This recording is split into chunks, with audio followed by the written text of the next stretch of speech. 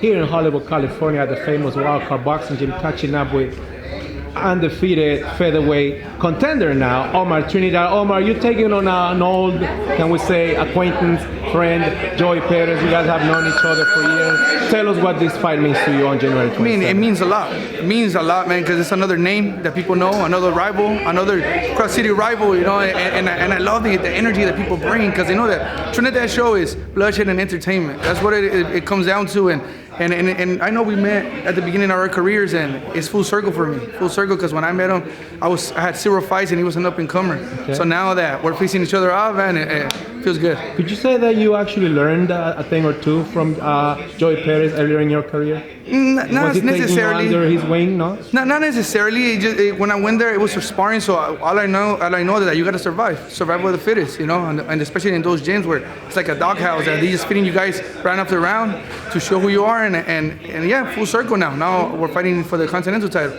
Right before his loss against Duke Reagan, a lot of people actually saw him winning that fight. Were you keeping an eye on Joey Perez, saying, you know what, we're on the same weight class, there's a chance that we could actually face each other? No, well, I mean, not only him, everybody at 126. Sometimes when I watch fights, I watch it because of the main event. Everybody's there for the main event, but I watch the prelims, the 126 guys. Because you pay attention to all the little all of it. details, Yeah, right? you never know who you're gonna fight, man. And I knew I had a feeling in my gut since the start of my career. I knew I was gonna fight Joey. I knew. I kind of knew it. As long as he stayed active and stayed fighting, we're gonna fight. And look, January 27th, we're gonna get head on, man, for the Continental. I did my homework, man, and I got to interview him right before I'm interviewing you.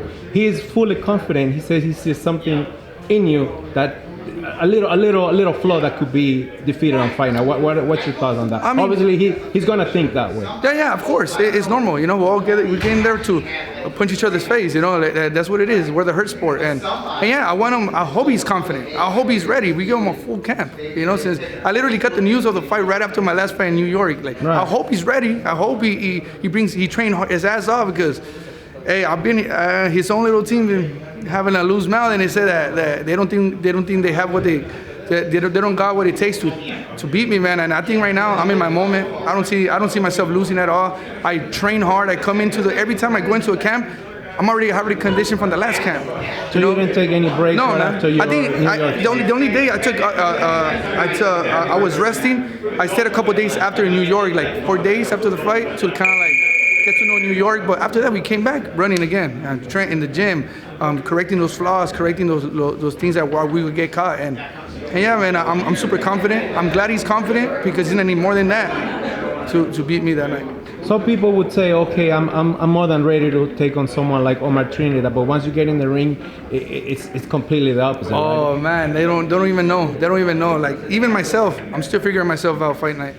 I don't know what happens to me that night. I don't know if it's a full moon, or I don't know what it is, but I turn into a different person that day. You could probably in the ring, in the sparring, whatever, they could say whatever they want, but fight night, you got to train for the guy fight night, not the guy that's in the gym for fight night. Did you say you feel stronger than a featherweight on fight night? Oh man, I feel strong. How would you compare your punches when your opponent is feeling being hit by your left uppercut or his right hand? It's a different type of power. Different type of power. Because me, I'm not scared to commit. I'm not scared to come in full force, and because I know when I throw my punch, I'm gonna receive one, but I want to make sure mine is harder all the time. That's what I've been noticing every time I've been covering your fight. How hurt your opponents come out at the end of each fight. Yeah, no, they come super hurt. They don't expect that. I touch bases with them right after, and I tell them, how do you feel? Like, like congratulating each other and respect each other, mutual respect. But they tell me, man, I didn't think you hit that hard.